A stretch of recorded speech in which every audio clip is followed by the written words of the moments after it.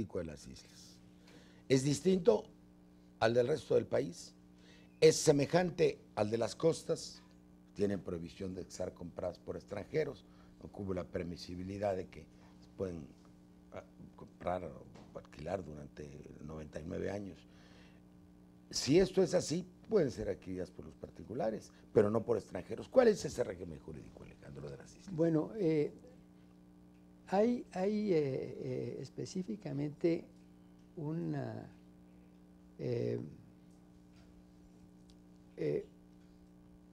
esto sería un nuevo régimen jurídico. Es decir, si se cambia la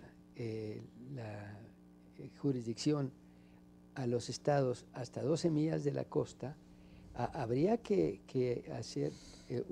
elaborar un nuevo régimen. Un nuevo régimen, una ley reglamentaria del artículo 48 constitucional que estableciera, por ejemplo, lo de los extranjeros. ¿Tendrán los extranjeros? Pues técnicamente las islas son costa. No pueden. No pueden. Hay prohibición. 27 constitucional. Exacto, porque en realidad, a no ser que sea, es muy interesante, ¿qué es costa y qué es territorio firme? En una isla, la división es obviamente distinta. Si la isla es chica, todo es costa, todo es playa, digamos. Tú tienes una idea, respetando mucho la de Alejandro, sí. Tú tienes otra propuesta jurídica, sí. ¿Cuál es? Mi propuesta jurídica, Porfirio, es que se designe un gobernador insular para la organización, el mantenimiento, la fiscalización y todo lo que provenga de cambio climático, investigaciones científicas tecnológicas. Pero es muy centralista esa solución. Por si eso. Estamos hablando de federalismo. Era centralismo. Por razones centralistas se quedó el gobierno nacional. Como lo dijo Fray Servando Teresa de Mier en 1824. Seremos, obviamente, por voluntad de este Congreso, con el chantre Ramos Arizpe, federalistas, pero yo les juro que vamos a hacer una república centralista por los siglos de los siglos. Bueno, eso es lo que combatimos todos, eso lo sabemos. Yo tengo una opinión completamente distinta, pero no vamos a discutir aquí. Obviamente la solución en el mundo es el autonomismo, en todo el mundo. Sea regímenes autonómicos como España, sean regímenes provinciales como el de Italia, en América Latina, todo el mundo va hacia la descentralización del poder político. Esos anticuallas del siglo XIX. ¿Qué régimen? Yo no estaría de acuerdo, por ejemplo, en un gobernador. Otra vez. Bueno, como lo existieron todos los gobernadores. Pero si es territorio, permíteme, si es territorio nacional.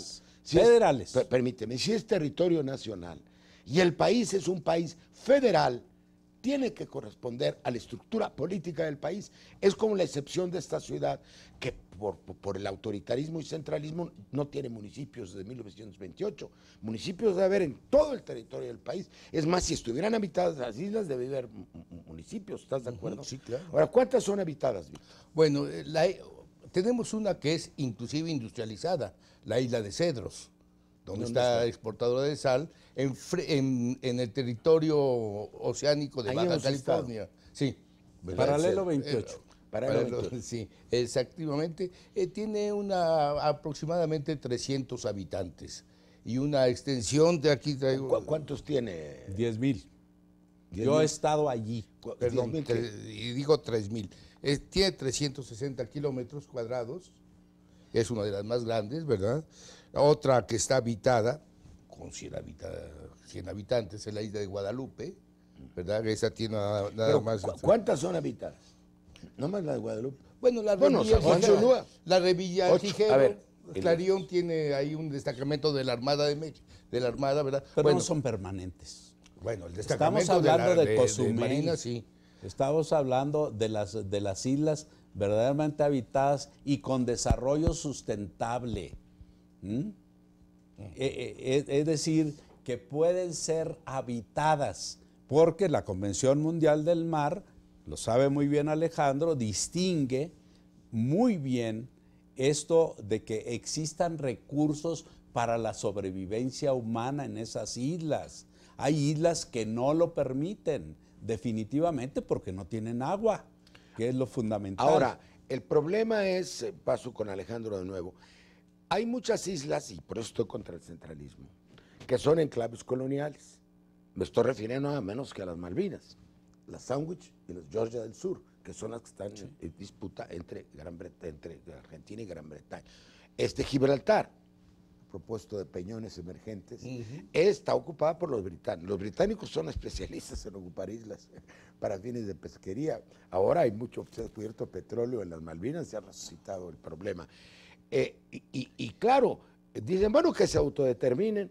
Bueno, pues eso es como dice Elías, están habitadas o por soldados o por enclaves coloniales. O pescadores. O por pescadores.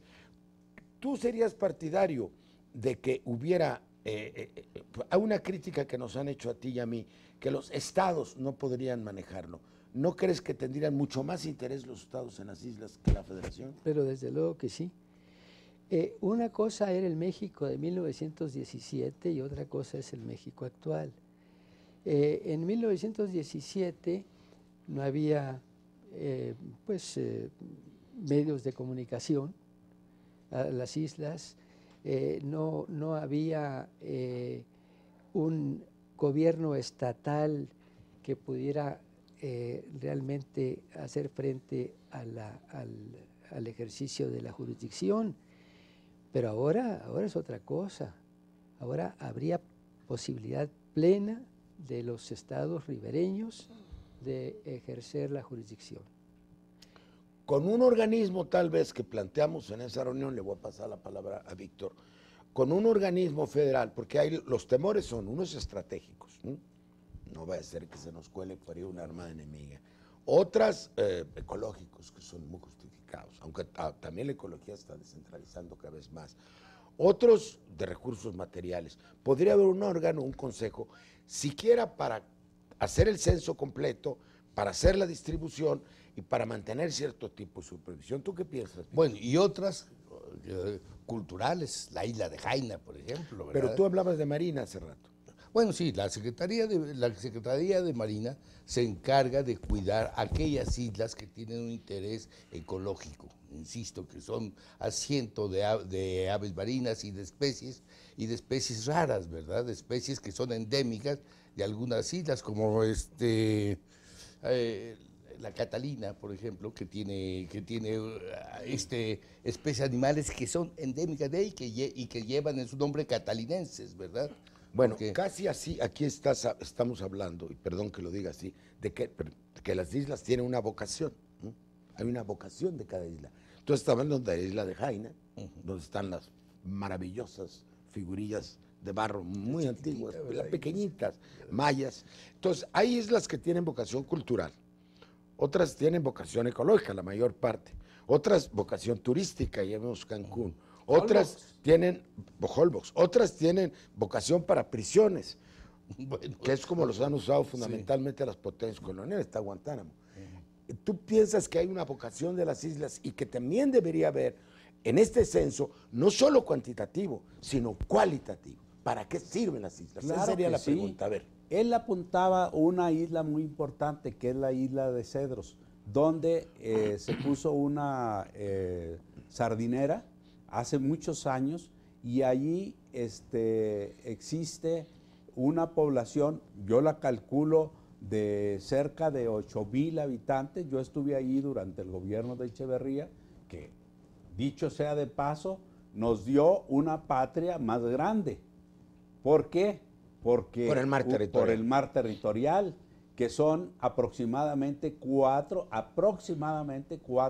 millones de kilómetros cuadrados contra los 2 millones, casi 2 millones, 1.900.000 kilómetros cuadrados, que es el territorio firme. Esto es muy importante. Junto con la Carta de Deberes y Derechos Económicos, en lo que tú conoces perfectamente, Porfirio, fueron dos grandes aciertos de ese gobierno. Pero dejémoslo allí, dejémoslo allí. Yo creo que sí tienen vocaciones, y que estas islas deben tener un desarrollo sustentable, aquellas que sea posible. Si Japón tiene barcos fábrica que llevan el atún ya enlatado allá a Japón, ¿verdad?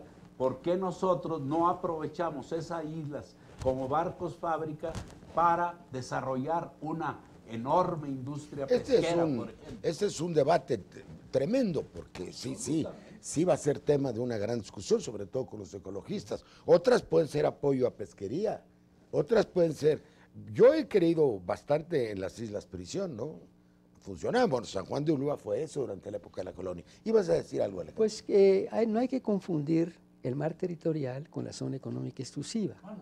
La zona económica exclusiva no implica la propiedad, no implica la soberanía sobre la isla en sí, o el territorio en sí, perdón, sino que se tienen derechos soberanos sobre ¿qué? Sobre los recursos. Entonces, sí. El territorio no aumentó la jurisdicción del país para explotar esos mares. Para explotar eso. No se ejerce soberanía sobre esas zonas. Derechos de soberanía. Dice el artículo, la fracción octava del artículo 27 constitucional. Derecho de soberanía sobre los recursos, no sobre la zona en sí. Hay una zona económica exclusiva. Ese fue... De 3 millones... Ese es, como tú dices, hay temas magníficos para un programa. Todo nos tocó, había la idea peruana, y luego vino la iniciativa mexicana de distinguir entre soberanía, y por eso finalmente pudo triunfar la Comisión de Derecho del Mar. Entonces, tú ves, ¿tú qué pensarías? Que cada estado, en una especie de competencia sana, fuera impulsando sus islas.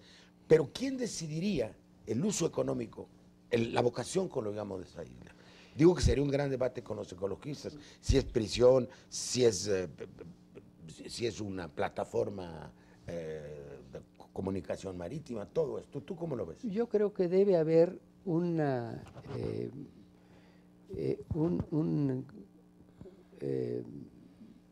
¿qué diremos? Un organismo. Un organismo donde estén representados todos los estados ribereños. ¿Qué cuidaría este organismo? Por ejemplo, un espíritu de protección, un espíritu muy mexicano. Es decir, no se trata de que, por ejemplo, vengan 1000 extranjeros a comprar o a ocupar durante 99 años las islas del Golfo de California, por decir algo, ¿no? Entonces, aparte del tema federal, como tú dices en tu libro, se necesita un nuevo régimen jurídico sobre las islas. Totalmente, sí. Definir todo. Sí, entonces el espíritu nacionalista que hay que conservarlo también. Si los estados tuviesen plena libertad para implantar ahí sus leyes, pues quizás en algunos casos no se vigilaría tener un espíritu nacionalista. Entonces las dos cosas van de la mano porque tenemos que ir al último. La conveniencia federativa de que se interesen los estados ribereños está dentro de su territorio. Y lo otro, una política nacional, como tú dices, mexicana, sí. de protección. Y yo digo, el tema ecológico siempre tenemos que ponerlo en un primer nivel. Vámonos al último capítulo.